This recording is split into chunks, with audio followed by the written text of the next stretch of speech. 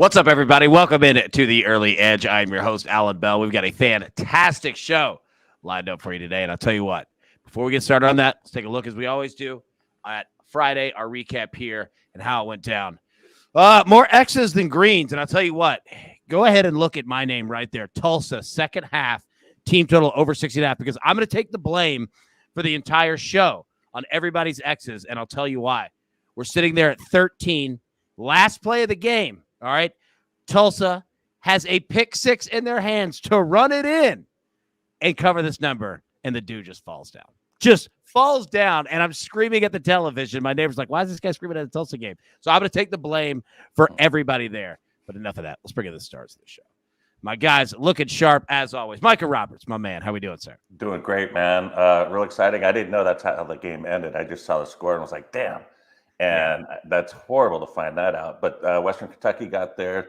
Baseball, not so good with the Padres not winning. I thought that was a really good play with Musgrove. He was hot.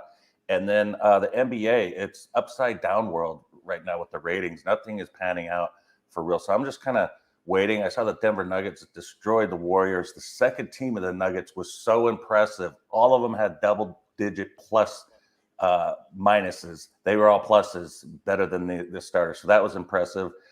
Blew out the Warriors. And now we are here. I got a couple games here to talk about. Got some NASCAR. It's going to be an amazing Saturday.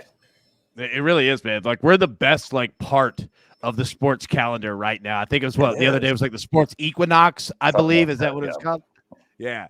I like it. And it was crazy, man. Because we had 16.5 on Tulsa. We're sitting at 13. We're sitting good. Dude, throws a pick. Because Kurt Warner's son throws a pick six. Guy linebacker catches it and just drops, man. I was like, you got to be kidding me. All right, Bulbin, man, coming over to you. First off, dude, great job last night, man. Watch you on CBS Sports HQ. You, David Sampson, Tommy Tran, the whole gang there. You did a fantastic job. So well done on that, and good to see you, buddy. Yeah, appreciate that, AB. Me, Tommy Tran, and then a couple other guys have been rotating in every Friday night from 8 to 9 doing a live betting hour on CBS Sports HQ. So if anybody ever wants to tune in, check that out on Friday at 8. But other than that, AB, we've got 2 games again today. So I'm excited to get after it. Got some a side and then some props for you all. Yeah, nice, man. Well, I'll tell you what, let's stay right there with you on the storylines that affect the betting lines for today. All right, the impact of Lance McCullers' injury, it's bigger than we think. So break it down. And it happened on a champagne celebration, right? What is this, a Drake video? So break it down, man. What are we looking at and how much bigger is it that we need to know? Yeah, AB, it's a lot bigger than we think. And it did happen on an errant champagne bottle. Apparently an errant champagne bottle hit him in the elbow, and that caused him to be pushed back a start. I don't know how true that is, but if it is true, it's just another ridiculous freak injury of this postseason. But as I mentioned, this seems like it's not a big deal, but it is a little bit, because there's only one off day in the LCS, as I mentioned in my storyline on an early edge earlier this week. So if Lance McCullers goes in game 3, then would be on 3 days rest to go in game 7 if there's a game 7. Whereas now that he's going in game 4, he would only be on 2 days rest to go into game 7. So we know, AB, that 3 days and 4 days, 4 days is normal rest, right? And we know pitchers can go on 3 days. Starters can go on 3 days, which is short rest. A starter can't really go on 2 days. That's not really giving him enough time. He can go in relief, sure, in 2 days, but that's not enough for a start. So you'd probably have to have Christian Javier start in game 7 if it goes there. That being said, Astros are up 2-0. I don't know if it's going to get to 7 games, but it could prove to be a big factor if it does. Yeah, you are correct on that. Now, speaking of big factors here, all right, Micah, coming over to you, same deal. So the NASCAR, we're in the postseason. We have, is it 3 races left? 2 races left in this round, in the round of 8, and then 3 races total, including the last race at Phoenix, November 6th. Perfect. Okay. And tomorrow we are at it's the Dixie Vodka 400. All right. Yeah. NASCAR at Homestead, Miami. So first, I might have me some Dixie Vodka later on in a nice little ranch water drink there. Always love those on a Saturday. But talk to us about the race. Talk to us about where we sit, what we're looking at for the finale of the NASCAR season here. Yeah, this is the last race on a 1.5 mile track, and it's different from the other ones. The other ones are ovals and D-shaped ovals. This one is a paperclip layout, so it looks kind of like Martinsville, except on steroids. So maybe 3 times the distance. Martinsville's a half mile, but you get the idea. But except it's high banked as well, progressively high banked. So it's a unique track. It's the only one like it on the circuit, and it still runs though. The cars still run the same that run on the 1.5 miles, the guys that did well. So what I've done for these type of tracks, the bigger tracks, 2 mile, 1.366 mile, and 1.5 mile tracks, is group them up the last 5 races, starting with Michigan, Darlington, Kansas, Texas, and Las Vegas. And if you look at all the results there, you see a few names that keep plucking up here and there. Denny Hamlin's one of them. Tyler Reddick is one of them. Those two are the favorites there.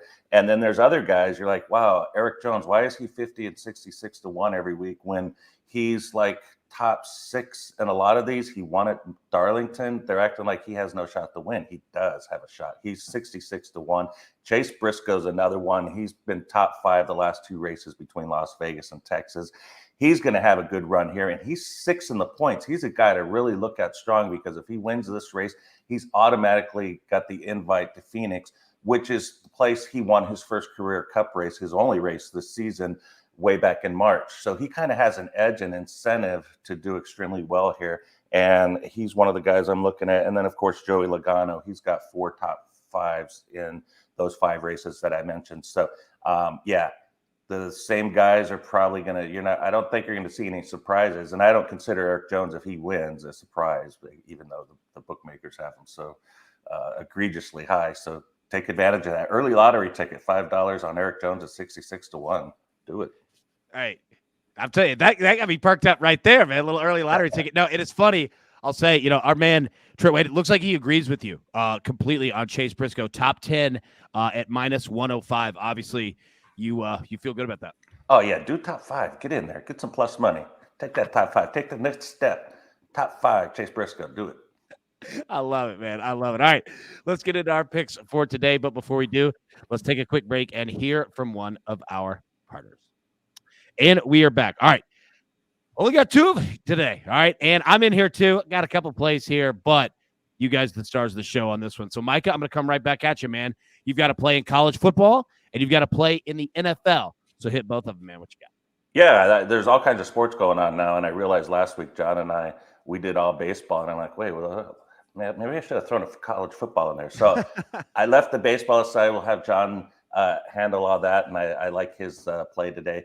But also college football, Minnesota, Penn State, over 42.5. This number's dropped down a couple from, I think it was started at 44.5. But Tanner Morgan, questionable. I don't know if he's going to play. He got his head banged up last week. But the running game, I think, is going to have some success. Mo Ibrahim and all those big offensive linemen for Minnesota are going to have some success against Penn State. Penn State allowed 418 yards rushing last week. And the number is just too low. I mean, we're not talking about a Northwestern or Rutgers type team here. These are 2 teams that can score. Average score this season for Minnesota is 34-11. That's over this total. And for Penn State is 31-19. I think the offense will get back on track. This 2 straight games where Penn State did not play well offensively. I look for that to change here against Minnesota and get the over here. The last 2 meetings have gone over. 5 of the last 7 meetings have gone over as well. And then in the NFL, the Sunday night game, Miami against Pittsburgh. This is all about Tua. Tua's back. The offense is back. That means the Cheetah is going to be fast and score. That means Waddle's going to score. He's going to catch a lot of passes. I think without TJ Watt and maybe without Fitzpatrick in center field there for the Steelers, I think the Steelers are going to be in trouble here. This will be, I liken it to when they put the young quarterback in, who's a kid from Pitt? Kenny Pickett. When they put him in his first start on the road at Buffalo. Are you kidding me? I mean, that was 38-3. You don't do that to a kid like that. And then Trubisky comes in last week, saves the game. They win the game. They beat the Bucs. They're very emotional. And then they go back to Pickett here. I don't get that. I thought Trubisky earned that right to start again. And because they're putting Pickett back in there, I don't think he's going to have a lot of success against Miami. And I think Miami's going to do a lot of scoring. So the Steelers will be doing a lot of chasing in that game, I think. And everybody's back for the Mostert and the running game and Waddle, Gesicki. I mean, so this thing, remember the first 3 games, we were like, ooh, wow, we got to upgrade the Dolphins rating fast. And then the last 3, it's like, ooh, wow. But 3 straight losses, they get back they get on a winning streak here again with Tua, as long as he can stay healthy, because we see with Bridgewater, I mean, every time he gets hit, he's got a concussion. So this is what happens. You got guys in those protocols. I mean, it's sad, but it is what it is. I mean, it's hard to maintain a strong, healthy head. Right? It is. It really is. It is. So I hope he stays in it. Yeah, I agree with you. And look, I think Tua was ready to go last week. And I think that the public perception, the backlash. They had to sit him an extra week. Absolutely. So I'm with you. You had everybody putting their 2 cents in about what a concussion is, what it isn't, how long he should be out. Everybody all of a sudden was making rules for the NFL, and then the NFL was stupid for listening and everything, and they gave them trouble. So when the guy's healthy, they wouldn't let him back in because of just the backlash. They fell to it. Yeah, completely agree, man. Like, Tua's good to go. Like, we were talking about it yesterday, and it's like, is Tua, all right, like, he's fine. Like, Miami's going to put it on Pittsburgh. Like, I completely agree with you on that play. All right, Bowman, you're going to bring us home here. You're going to be the maestro spot. But I've got a couple plays here, two, actually. So first, gave out yesterday, Mississippi State, Alabama, under 61. Again, Nick Saban, incredibly consistent in regards to his unders. And, Micah, you're on this play on SportsLine as well, I believe, right? Yep. Absolutely, man. Like, this game, like, Alabama could win 49-10, and we still cash the under, right? Like, it's not going to be high scoring for Mississippi State at all. I'm also going to play Baylor -10 against Kansas. Look, we all loved the Kansas story and hate that their quarterback Daniels got injured, but the magic is over. The fairy tale is done. It's over. And this comes right at a time for Baylor, exactly when they need it. Same as we saw Oklahoma last week against Kansas. They needed a bounce back game. Kansas was there. Baylor's going to do the exact same thing. Yeah, take them there. Lastly, I was going to play Tennessee Martin against Tennessee today, under 70.5. That number dropped 5 points. It's down to 65. It's too low for me. Look, Tennessee's not going to have a hangover. They're too young to have hangovers. They don't even know what a hangover is. However, they're going to get everybody out of this game. Hendon Hooker is going to be out of this game in the second quarter. Like, they're just going to run the football and get out. So if you still want to play it, like, I kind of like it. I'm not going to make it official because it's dropped too much. But, yeah, like, play the under here. Like, this is going to be the fastest game of the day there. So, all right, Johnny Baldwin, you got a couple good plays. Major League Baseball, man. Bring us home, brother. What do you got? Yeah, AB, and I think a lot of people at Tennessee know what a hangover is. I've heard some good things from over there. But, well I had to channel my 25 ranked green wave for these plays. They're winning waves. So we're going to go with 3 plays today. First one, MLB side, Yankees -140 against the Astros on the money line. Garrett Cole's pitching tonight. He pitched well in his 2 starts against the Guardians. And he pitched well again in his start against the Astros earlier this season. He allowed just 1 run in 7 innings. I think the Yankees have to win behind him today. Christian Javier going on the other side, he's allowed just 1 earned run in 12 innings against the Yankees this season. He's pitched very well against them. But as I mentioned, the Yankees are at home behind their ace. I think this is an absolute must-win game for them. They need to win this. So I'm going to back the Yankees here. It might be the only time I back the Yankees in this series. And then we're going to go with 2 props here. So my first prop, Garrett Cole, under 6.5 strikeouts. It's actually dropped from -140 to -105 on DraftKings now. So I'd suggest going there to get it. But the Astros are an extremely tough team to strike out. I think Cole's going to pitch well, but 7 strikeouts is a lot of strikeouts against the Astros. The Astros struck out just 6 times and 2 times in their first 2 games this series. So I think they're going to at least put the ball in play against Garrett. And then my other play, Jose Trevino, under 0.5 total bases, -140. And then I think he's going to end up starting. If Kyle Higashioka starts in place of Trevino, we're going to play that instead. It's probably going to be about the exact same number. Jose Trevino is 1 for 15 in the playoffs, and he's 0 for 8 in his career against Christian Javier. As I mentioned, Boone might go back to Higashioka, who hasn't been much better at the plate, but I just don't think either of these catchers are going to get hits today. They're both going to be batting at the bottom of the order. So I like the under there, the Yankees on the money line, and the Garrett Cole under 6.5 Ks. Yeah. Hey. There we go. I like it now. Yeah, go ahead, Micah. Yeah. Oh, I just want to talk about this Padre Philly game, because this is like, I mean, you got two of your crummiest pitchers out there. It's like just dangling. The total's up high. I mean, and it is a must win, I think, for the Padres. But it doesn't necessarily mean it has to happen that way. What are your quick thoughts on that? Both of you guys, actually.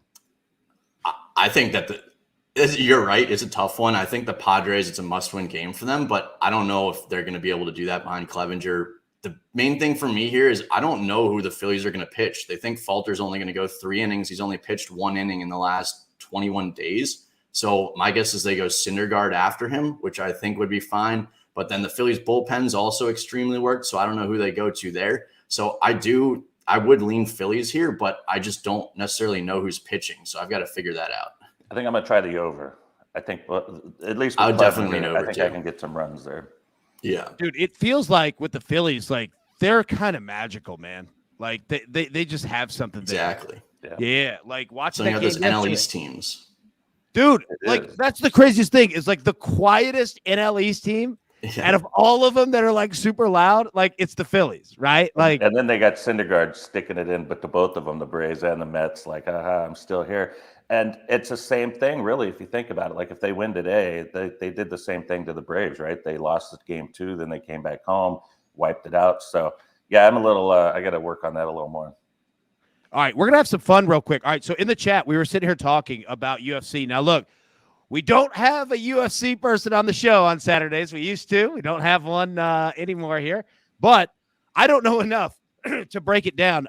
First, are either of you fluent in UFC? I am not. No. So I do not want to get on here and start making things up. I watch it, but it's usually just betting on who I like. I like Sean O'Malley in this fight. I don't know if he's more skilled, but I'm probably going to bet on him just because I like him. So if y'all want to join me there, feel free. But there's no analysis that goes on with that. So same here. Like I would never jump out here and just start saying things for people. Hey, put your money on this. All right, so our man Elijah here. All right, so he's got some here. So it's tough, but I'd say Gamrot over, I guess, Benyel. Also like Sean Brady to get it done. Bilal. All right. So I have no idea what the odds are on this, but we're going to have some fun. All right. Gamrot over Benyel. That is the for the people play here. Okay. So if that happens, all right, it's juicy. All right. As Tony Matola says in here, if it happens, we're going to give away 2 prize merch packs. All right. So everybody really quick. Actually, I'll tell you what, after the show in the YouTube comments, just write your name and your Twitter handle. I'll find 2 of you after it. Do it in the comments on the YouTube after, but we're going to go Gamrot on that. Yeah, so give some stuff away, AB. Absolutely, man. And I still have to get merch your way as well. So I understand that one.